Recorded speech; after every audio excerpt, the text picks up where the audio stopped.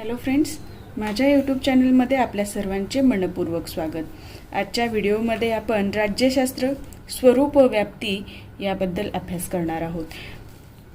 आता बघा, मी प्रश्न स्वरूपामध्ये तुम्हाला शिकवणार आहे, जेणेकरून तुम्हाला ऑफलाईन एक्झाम देताना उत्तर प्रश्नाचं कसं लिहायचं आणि त्याचबरोबर जर ऑब्जेक्टिव्ह प्रश्न आला यावर तर त्याचं उत्तर कसं लिहायचं, या दोन्ही गोष्टींचा अभ्यास या ठिकाणी तुमचा होणार आहे.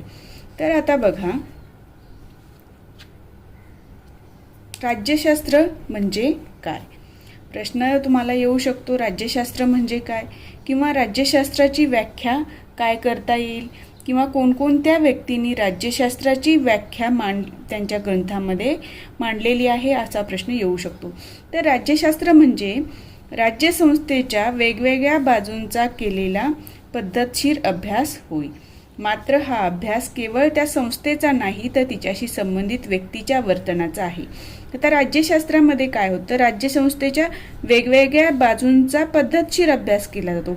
फक्त वेगवेगळ्या राज्यसंस्थेच्या बाजूंचाच नाही, तर या राज्यसंस्थेमध्ये काम करणारे जे व्यक्ती असतात तिच्याशी संबंधित व्यक्तीच्या वर्तनाचा देखील अभ्यास त्यामध्ये केला जातो.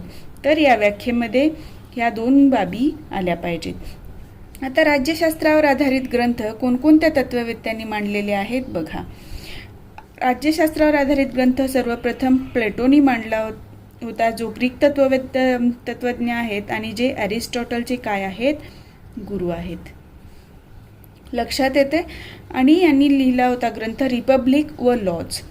रिपब्लिक म्हणजे काय असतं, गणराज्य. आपण भारत हा रिपब्लिक आहे म्हणतो, ते गणराज्य. गण म्हणजे कोण, लोक, लोकांचं राज्य. लॉज म्हणजे काय, कायदा किंवा विधी.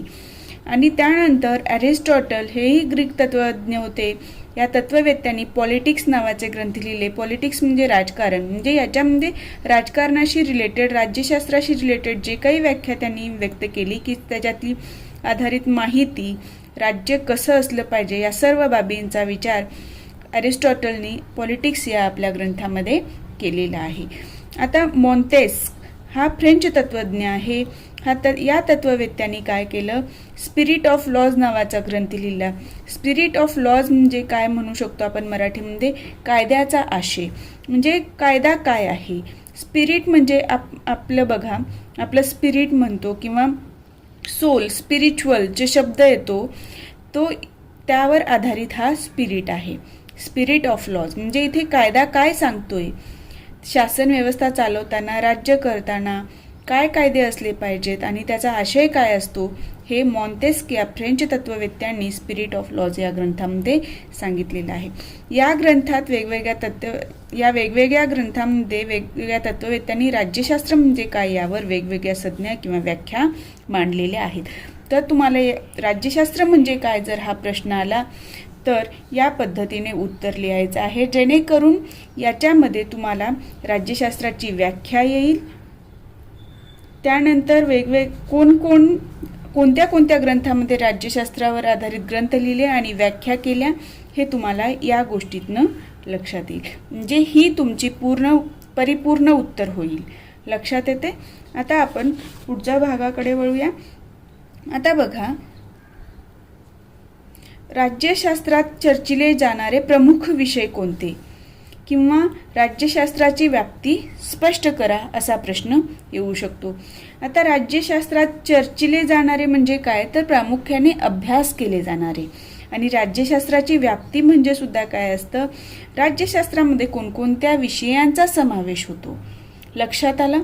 तर याचं उत्तर या प्रश्नाचं लिहिताना, दोन्ही प्रश्न एकच आहेत, याचं उत्तर लिहिताना असं लिहायचंय की राज्यशास्त्रात विविध विषयांचा विचार केला जातो, विविध विषयांचा अभ्यास केला जातो. काय काय, तर कायद्यांचा विचार केला जातो. राज्यसंस्था, मानवी व्यवहार म्हणजे आपण मानव आहोत आणि आपले व्यवहार कसे होतात त्या मानवी व्यवहारांचा, राजकीय संकल्पनांचे विवेचन. राजकीय संकल्पना वेगवेगळ्या आहेत. राज्य म्हणजे काय, राष्ट्र म्हणजे काय, सीमा म्हणजे काय, ह्या ज्या संकल्पना आहेत त्यांचं विवेचन केलं जातं. संपत्ती, आता संपत्ती म्हणजे काय आहे, संपत्तीचं प्रमाण प्रत्येक व्यक्तीकडे किती असलं पाहिजे, राष्ट्राची संपत्ती कुठली, सार्वजनिक संपत्ती आणि आपण म्हणतो की वैयक्तिक संपत्ती, ह्या वेगवेगळ्या ज्या गोष्टी आहेत त्या सर्व गोष्टींचा अभ्यास राज्यशास्त्रामध्ये केला जातो.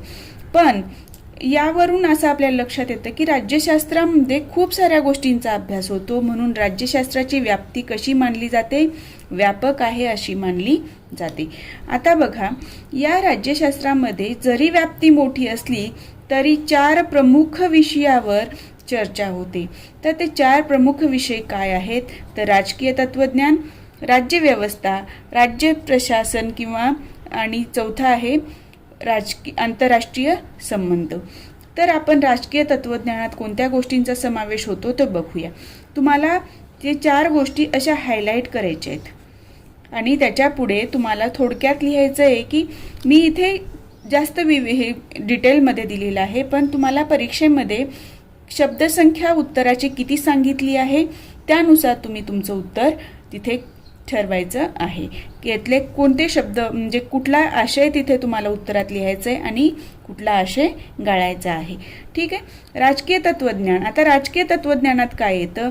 तर कायदे, राज्यसंस्था कशी असावी, राज्यशास्त्राची आदर्श भूमिका काय असावी, मानवी विचार व व्यवहारावर आधारित विचार प्रणाली कशा विकसित झाल्या, म्हणजे मानवी विचार व व्यवहारावर आधारित विचार प्रणाली कशा विकसित झाल्या, म्हणजे याचा अर्थ होतो आपण मानव आहोत, आपले विचार काय आहेत, आपण व्यवहार कसा करतो, व्यवहार म्हणजे वागतो कसे आणि आपला विचार त्यानुसार बनतो.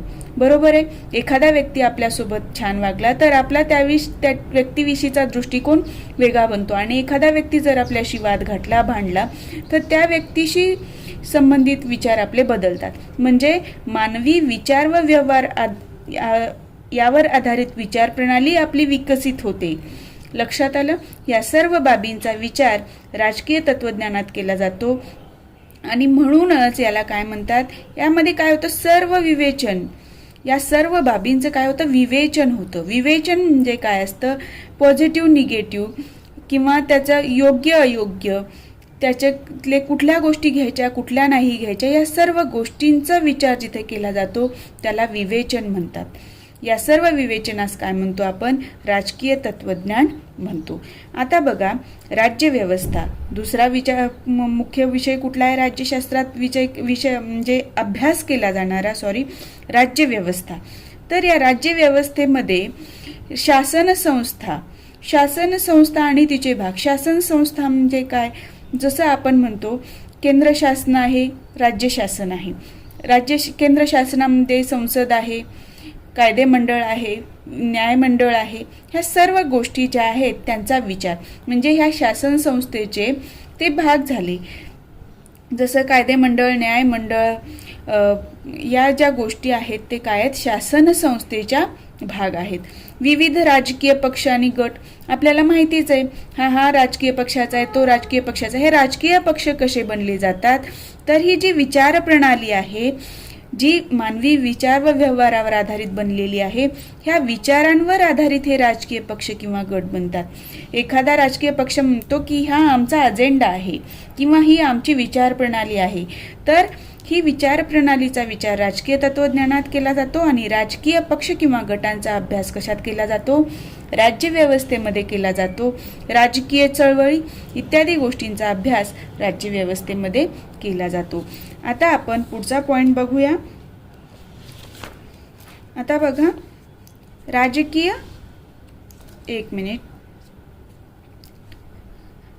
प्रशासन. ठीक आहे. आता राजकीय प्रशासन. आता प्रशासन म्हणजे काय? आपण म्हणतो शासन काय, प्रशासन चालवतं की नाही चालवत. म्हणजे प्रशासन म्हणजे काय असतं? तर शासनाने जी धोरणे आखलेली आहेत त्या धोरणाची अंमलबजावणी करणारी यंत्रणा म्हणजे काय आहे? राजकीय प्रशासन आहे. या राजकीय प्रशासनामध्ये प्रशासन व्यवस्था चालताना प्रशासनाची रचना कशी केली पाहिजे, प्रशासनाचा कार्यभार म्हणजे व्यवहार कसा चालवला पाहिजे, प्रशासन कसं चालवलं पाहिजे, या सर्व बाबींचा विचार राजकीय प्रशासन या घटकामध्ये केला जातो. आता चौथा महत्त्वाचा आहे आंतरराष्ट्रीय संबंध. आता आपण बघतोय सध्या युक्रेन आणि रशियाचं युद्ध चालू आहे. का? तर त्या राष्ट्रांमध्ये आपापसात कसे संबंध निर्माण झाले त्यावर त्याचं एकमेकांशी मैत्रीचा संबंध आहे की शत्रुत्वाचा संबंध आहे. यावरून त्या दोन राष्ट्रांमध्ये कसे संबंध निर्माण झाले आणि त्यांचे वाद कसे निर्माण होतात आणि ते सोडवण्यासाठी काय केलं पाहिजे, या सर्व बाबींचा संबंध आंतरराष्ट्रीय संबंध या विषयात केला जातो. यामध्ये कायदे निर्माण केले जातात, ते परत त्या कायद्यांची अंमलबजावणी करण्यासाठी संघटनाची सुद्धा निर्मिती केली जाते. तर राष्ट्रात आपापसात युद्ध, शांतता, मैत्रीचे करार इत्यादी प्रकारचे संबंध निर्माण होतात. त्यामुळे आंतरराष्ट्रीय स्तरावर आंतरराष्ट्रीय कायद्याची व संघटनांची निर्मिती होते. तर आंतरराष्ट्रीय संघटना कुठल्या आहेत? UN, युनायटेड नेशन्स, ज्याला आपण म्हणतो संयुक्त राष्ट्रे, WHO, जो कोरोनाच्या काळामध्ये बघा, वर्ल्ड हेल्थ ऑर्गनायझेशन तुम्ही नेहमी ऐकला असेल बातम्यांमध्ये. म्हणजे आंतरराष्ट्रीय स्तरावर जो कोरोनाचा संसर्ग निर्माण झाला, त्यामुळे सर्व राष्ट्रांना त्याचा फटका बसला आणि सर्व राष्ट्रांनी काय काळजी घेतली पाहिजे हे WHOनी सांगितलं आपल्याला.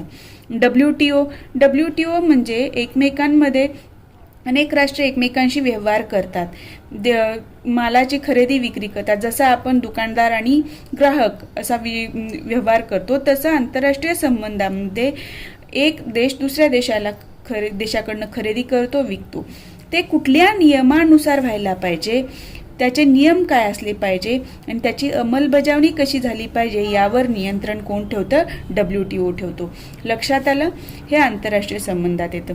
तर या प्रकारे तुम्हाला राज्यशास्त्राच्या याच्यामध्ये 4 मूलभूत घटक कोणते आहेत, कुठल्या 4 मूलभूत घटकांची त्यामध्ये समावेश होतो किंवा व्याप्ती राज्यशास्त्राची काय आहे, तर राजकीय तत्त्वज्ञान, राज्यव्यवस्था, राजकीय प्रशासन आणि आंतरराष्ट्रीय संबंध, ह्या 4 गोष्टी तिथे नमूद झाल्या पाहिजे आणि थोडक्यामध्ये त्याचं तुम्हाला विश्लेषण लिहिता आलं पाहिजे.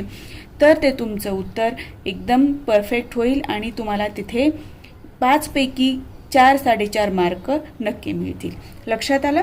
आता पुढचा बघा, राज्यशास्त्रातली प्रमुख संकल्पना काय आहेत. तर राज्यशास्त्रामध्ये अनेक संकल्पना मांडलेल्या आहेत. त्यातल्या प्रमुख संकल्पनांचा अभ्यास कुठल्या कुठल्या गोष्टींचा आपल्या पुस्तकात केलेला आहे, तर राज्य, राष्ट्र व राष्ट्रवाद, स्वातंत्र्य, हक्क व कर्तव्य, राज्यघटना व घटनावाद, समता व न्याय, प्रभाव, सत्ता व अधिसत्ता, लोकशाही व हुकुमशाही, या गोष्टींचा अभ्यास आपल्या पुस्तकामध्ये प्रमुख संकल्पना याच्या खाली केलेला आहे. त्यापैकी आज आपण बघणार आहोत राज्य आणि त्यानंतर पुढचे भाग बघू. आता बघा, इथे आपल्याला प्रश्न विचारलेला आहे की राज्य या संकल्पनेचे 4 मूलभूत घटक कोणते. तर आपल्याला राज्य ही जी मूलभूत संकल्पना राज्यशास्त्रात अभ्यासली गेलेली आहे, त्याचे 4 मूलभूत घटक कोणते हे विचारलेले आहेत. तर राज्य ही राज्यशास्त्रातली मध्यवर्ती संकल्पना आहे. यावर ऑब्जेक्टिव्ह क्वेश्चन येऊ शकतो, कोणती राज्यशास्त्रातली मध्यवर्ती संकल्पना आहे. तर राज्य ही राज्यशास्त्रातील मध्यवर्ती संकल्पना आहे, वाक्य पाठ करून ठेवायचं. लक्षात आलं? आता राज्यशास्त्राच्या याच्याबद्दल कोण कोण विचार मांडले? अरिस्टॉटल, कौटिल्य आणि पाश्चिमात्य राजकीय विचारवंतांनी राज्य या संकल्पनेबाबत किंवा राज्य या संकल्पनेत कोणकोणत्या घटकांचा समावेश होतो याबाबत आपली मते मांडलेली आहेत. जसं कौटिल्यांनी राज्याची 7 अंगे सांगितलेली आहेत. ती 7 अंगे सुद्धा तुम्ही पुस्तकातनं वाचून घ्या आणि त्याचा संबंध या पाश्चिमात्य राजकीय विचारप्रणालींनी जे विचारवंतांनी 4 घटक सांगितलेले आहेत राज्याचे, त्याच्याशी तुम्ही त्याची तुलना करा. म्हणजे तुम्हाला जर परीक्षेमध्ये असा प्रश्न आला की कौटिल्यांनी सांगितलेली 7 अंगे राज्याची कोणती आणि त्याचा पाश्चिमात्य राजकीय विचारवंतांनी सांगितलेल्या 4 तत्वांशी काय संबंध येतो, मूलभूत घटकांशी काय संबंध येतो, असा जर प्रश्न विचारला, एवढा कठीण प्रश्न तर येणार नाही, पण जर आला तर तिथे तुम्हाला त्याची तुलना करून तुम्हाला ते उत्तर व्यवस्थित लिहिता येईल. तर आता आपण राज्य या संकल्पनेत ज्या 4 प्रमुख घटकांचा समावेश होतो ती पाश्चात्य राजकीय विचारात विशद केली आहेत. ती खालीलप्रमाणे आहेत. पहिला बघा कुठला आहे, सुनिश्चित भूप्रदेश. सुनिश्चित भूप्रदेश. आता इथे काय असते, निश्चित सीमा असायला हव्यात. हा महत्त्वाचा शब्द आहे, निश्चित सीमा. सीमा आहेत आता समजा हा एक देश आहे, ठीक आहे, हा एक देश आहे, हे दोन देश, हा पहिला देश आहे, हा दुसरा देश आहे. पण ह्या देशाची सीमा म्हणजे ह्याला सीमाच नाही आहे. इकडचे पण लोक असे इकडे जातात, युद्ध होतं, हे होतं, इकडची पण सीमा या देशांची कधी अशी वाढते, म्हणजे एकमेकात मिक्स होतात. तर हे काय होतं, नेहमी टोळ्या हे ते भांडणं करून घेतात आणि एकमेकांच्या भूप्रदेशात घुसतात. म्हणजे इथे असं निश्चित झालेलं आहे का हा भाग याच देशाचा आहे, हा भाग याच देशाचा आहे? नाही. तर यांना देश म्हणता येणार नाही. तर एखाद्या देशाची सीमा कशी असली पाहिजे, निश्चित असली पाहिजे. या सीमेच्या बाहेर त्या देशाचा काय बॉर्डर नाही आहे. तर निश्चित सीमा असायला हव्यात. भूप्रदेश लहान किंवा मोठा असू शकतो.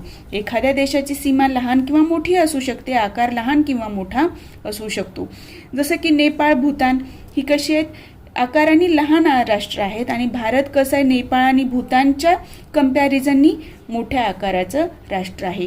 तर राज्य निर्माण होण्यासाठी काय असलं पाहिजे, सुनिश्चित भूप्रदेश असलाच पाहिजे. आता पुढचा घटक कुठला आहे राज्य होण्यासाठी, त्यात राहणारी लोकसंख्या.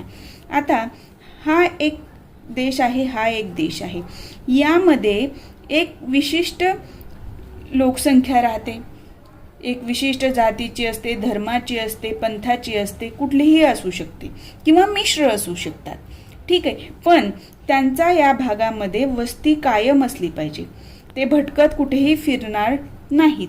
तर या देशाच्या सीमेच्या भागातच त्यांची कशी असली पाहिजे, वस्ती स्थिर असली पाहिजे, संघटित वस्ती असायला हवी. म्हणजे त्यात राहणारी लोकसंख्या कशी पाहिजे, स्थिर कायम वस्ती असलेली आणि संघटित वस्ती हवी. आता तिसरा पॉइंट आहे संघटितपणे नियंत्रण करणारी शासन व्यवस्था. हे जे संघटितपणे स्थिर लोक राहतात त्यांचं जीवन सुरळीत चालण्यासाठी कायदे करणे, कायद्यांची अंमलबजावणी करणे, कायद्याचा अर्थ सांगणे आणि नियम किंवा कायदे मोडणाऱ्या शिक्षा करणारी व्यवस्था या राज्य या संकल्पनेमध्ये असायला हवी, जेणेकरून तिथे कायदा व सुव्यवस्था पाळली जाईल आणि काम व्यवस्थितपणे त्या राज्याचं चालू राहील. लक्षात आलं. आता यामध्ये चौथा अत्यंत महत्त्वाचा घटक आहे, तो आहे सार्वभौम. सार्वभौम म्हणजे काय आहे, तर एखादा, जसं समजा आपण उदाहरण घेऊया, भारत हे राज्य, ठीक आहे. इंग्लिशमध्ये राज्य म्हणजे स्टेट असतं आणि त्याला राष्ट्र आपण किंवा देश म्हणतो, ठीक आहे. तर त्याच्यामध्ये असं आहे की त्यामध्ये आता बघा, भारतामध्ये निश्चित सीमा आहे, लोकसंख्या आहे, स्थिर वस्ती असलेली, शासन व्यवस्था पण आहे. पण जर सार्वभौमत्वच जर नसेल तर त्या भागाला राज्य किंवा राष्ट्र म्हणता येणार नाही. तर त्यासाठी त्यांना काय, आपण आपले भारतात स्वतःचे निर्णय स्वतः घेतो. इतर कुठल्याही जगातील देश आपल्यावर बंधनं आणू शकत नाही. आपल्या देशामध्ये आपल्या नागरिकांना कुठले अधिकार द्यायचे, कुठल्या गोष्टींची अंमलबजावणी करायची, हे सर्व स्वीनिर्णय भारत सरकार घेत असतं. म्हणजे इथे काय आहे, कोणत्याही परकीय सत्तेचं आपल्यावर बंधन नाही. त्याला काय म्हणतात, सार्वभौम म्हणतात. तर राज्यात हा सर्वात महत्त्वाचा घटक आहे. सार्वभौम म्हणजे वरील तिन्ही एकत्रितपणे असणाऱ्या घटकांवर कोणत्याही दुसऱ्या राष्ट्राचे वर्चस्व नसणे. ते स्वतःचे निर्णय स्वतः घेऊ शकतात. जगातील इतर देश त्यांच्या देशातील व्यवहारात व निर्णयावर हस्तक्षेप करणार नाहीत. तर राज्य या ह्याच्यामध्ये संकल्पनेमध्ये 4 महत्त्वाचे घटक कुठले, तर निश्चित भूप्रदेश किंवा निश्चित सीमा, स्थिर लोकसंख्या, त्यानंतर शासन व्यवस्था आणि सार्वभौम. लक्षात आलं. यावर आधारित एक तुमच्या म्हणजे ह्याच्यामध्ये स्वाध्यायामध्ये प्रश्न आहे, खालीलपैकी कोणत्या संघटनेस राज्य म्हणता येईल ते सांगा. आता बघा, इथे ऑप्शन दिलेले आहे महाराष्ट्र, श्रीलंका, 1947 पूर्वीचा हिंदुस्थान आणि पॅलेस्टाईन. तर याचं उत्तर आहे श्रीलंका. का, तर महाराष्ट्र हे राज्य आहे, पण महाराष्ट्रावर केंद्र शासनाचा दबाव असतो, बरोबर आहे. महाराष्ट्र शासन त्यांना वाटेल ते निर्णय घेऊ शकतात का, यांना वाटलं की मला दुसऱ्या देशाशी युद्ध करायचे तर करू शकतो का, नाही. म्हणजे या महाराष्ट्र शासनाला कोणतेही निर्णय घेत असताना केंद्र शासनाच्या निर्णयाचा आदर करावा लागतो किंवा राज्याच्या निर्णयावर केंद्र शासनाचं बंधन आहे, म्हणून महाराष्ट्र हे राज्य म्हणता येणार नाही. राज्य म्हणजे इथे राष्ट्र या अर्थाने वापरलेला आहे, त्याला इंग्लिशमध्ये स्टेट म्हणतात. एखादा देश या अर्थाने राज्य हा शब्द वापरला जातो राज्यशास्त्रामध्ये. श्रीलंका, आता श्रीलंकेमध्ये बघा, श्रीलंका हे स्वतंत्र देश आहे, तो आपले निर्णय स्वतः घेतो, इतर कोणताही देश त्यावर बंधन घालू शकत नाही. आता 1947 पूर्वीचा हिंदुस्थान म्हणजे भारत, स्वातंत्र्यापूर्वीचा, आधी आपल्यावर कोणाचं राज्य होतं? ब्रिटिशांचं. त्यावेळेला आपण कुठलेही निर्णय घेत होतो का?